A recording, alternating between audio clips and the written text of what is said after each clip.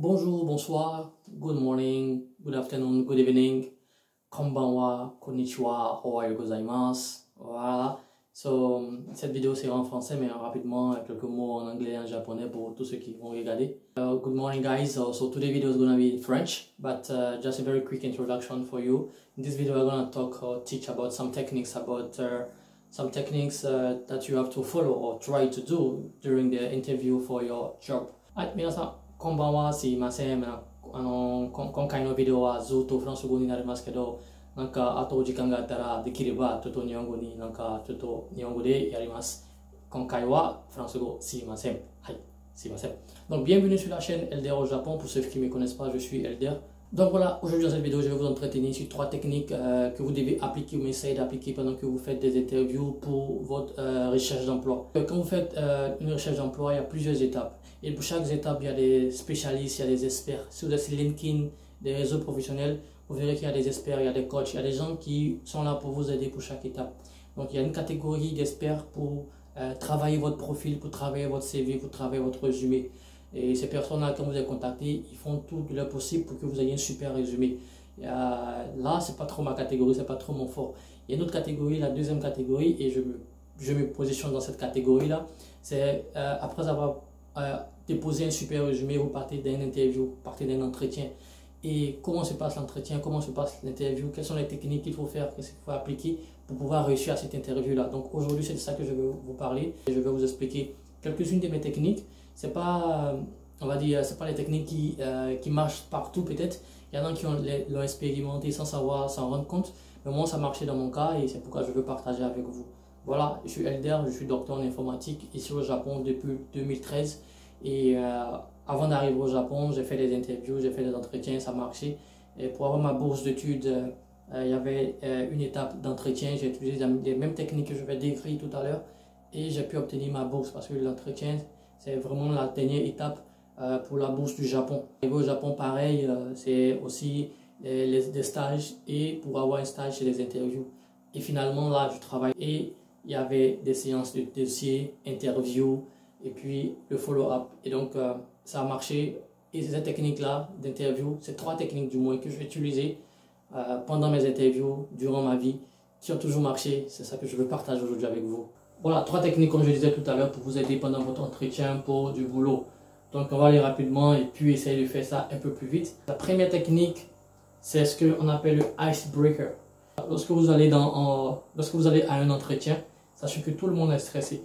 Et vous êtes stressé en tant que candidat, mais les personnes qui vous interviewent, les personnes qui vous posent des questions, les recruteurs qui sont en face de vous aussi, ils sont un peu stressés. Ils sont stressés parce qu'ils doivent trouver le bon candidat pour leur employé. Ils sont un peu stressés parce qu'ils doivent trouver le bon candidat pour la compagnie qui paye le service de recrutement.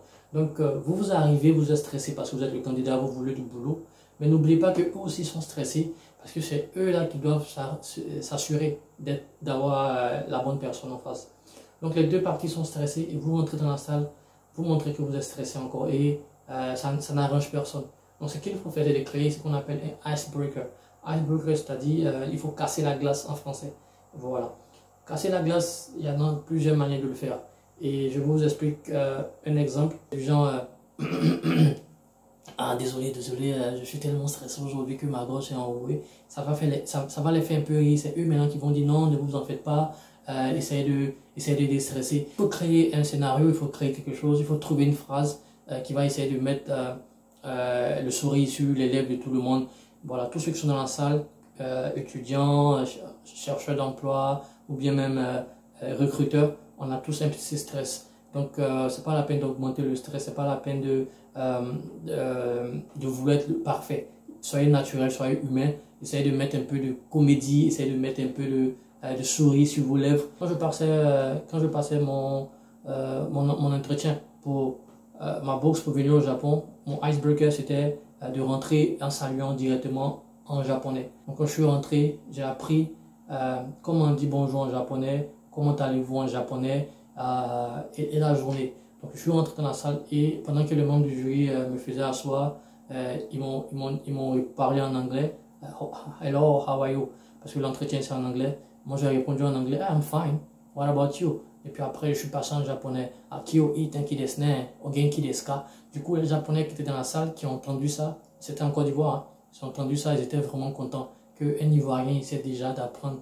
Souvent, j'avais un accent super bizarre, donc ça faisait que ça augmentait encore le niveau de rire. Et ça a baissé la tension, ça a baissé le stress de tout le monde. Du coup, on a eu un entretien super, super intéressant, super, super nice. Voilà. Donc, deuxième technique, j'appelle ça apporter les preuves, apporter les documents que les recruteurs n'ont pas. Quand vous arrivez dans la salle, on va vous dire Monsieur X, Monsieur Y, Mademoiselle Z, Mademoiselle A, parlez-nous de vous. Parlez-nous de vous, c'est la question qui arrive. Qu'est-ce que vous pouvez nous dire? C'est pas la peine de venir dire votre nom, votre âge, votre diplôme, on va dire quoi, tout ce que vous avez mis sur votre CV. C'est déjà mis sur le CV. Ils savent lire, donc ils connaissent. Il faut leur dire quelque chose de nouveau. Il faut leur dire quelque chose qu'ils n'en ont pas. Il faut venir avec une nouvelle information. Bonjour, moi c'est Miss A. Sur le CV, c'est mentionné que j'ai fait communication. Mais après les communications, ce qui n'est pas mentionné sur le CV, c'est que j'ai aidé ma mère qui avait sa petite entreprise de vente de pain. Et on a un magasin à Djamé, on a un magasin à Libreville, on a un magasin, je sais pas moi, à Port-Gentil. Et pendant les vacances scolaires, je vais pour l'aider. Et ce petit commerce-là, je vous parle de ça parce que ça m'a permis de pouvoir communiquer avec les clients. Ça m'a permis de pouvoir être moins sur moi et puis appliquer ce que j'ai appris à l'école. Et ça, c'est vrai que c'est pas décrit dans le CV, mais c'est ce que je peux vous dire de moi. Je suis une fille, blablabla, blablabla, blablabla, blablabla. Donc, il faut dire aux recruteurs des informations qu'ils n'ont pas là-dedans. Au Japon, ils ont une autre technique pour le faire, pour vous faire dire ce genre de choses-là. Dans le CV, il y a le modèle japonais, il y a des champs, il y a des cases qui sont là qui disent parlez-nous d'une difficulté que vous avez eue dans votre vie. Donc il y a une case où tu dois mettre un truc qui t'a challengé dans la vie, un truc qui était compliqué, que tu as réussi à faire. Un exemple que j'ai appliqué, pareil, quand je faisais mon entretien à Schneider, mon CV était déjà parti parce que j'avais appliqué pour un stage. Et la petite histoire, j'ai pas eu mon stage. J'ai été 1 an avant d'avoir le boulot, j'ai été refusé pour le stage. Mais mon dossier était dans la base. Quand on m'a appelé, j'ai envoyé encore mon CV, mais cette fois-ci, j'avais imprimé d'autres choses. J'avais imprimé toutes les applications que j'avais développées et mes applications sont disponibles sur Apple Store. Voilà, si vous utilisez un iPhone, vous avez juste à taper Nice Basket Dieu ou bien mon nom, LDA Akba. Vous allez voir quelques-unes de mes applications. Donc, j'avais imprimé la liste de toutes les applications que j'ai faites. J'ai fait un tableau avec la photo et puis la description. Dans la description, j'ai dit combien de personnes ont été dans mon équipe pour développer l'application. J'ai dit le nom de l'application, j'ai mis l'année où j'ai publié l'application, j'ai mis le nombre de téléchargements et puis ce que je gagnais par application si vous voulez.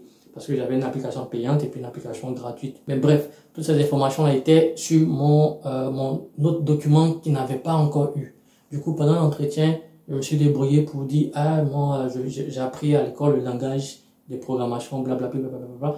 Et j'ai fait sortir le document, j'avais imprimé 5 copies, ils étaient 3. J'ai fait sortir le document, imprimé en couleur, que je les ai remis en plus du CV. Du coup, c'est un nouveau truc qu'ils découvrent. Il y a beaucoup de questions qui viennent à l'esprit, qui suscitent. Ah bon, tu as fait l'application, qu'est-ce qui a fait que tu as commencé à développer? Ça, c'est pas écrit dans le CV. C'est un terrain que je maîtrise, tu vois.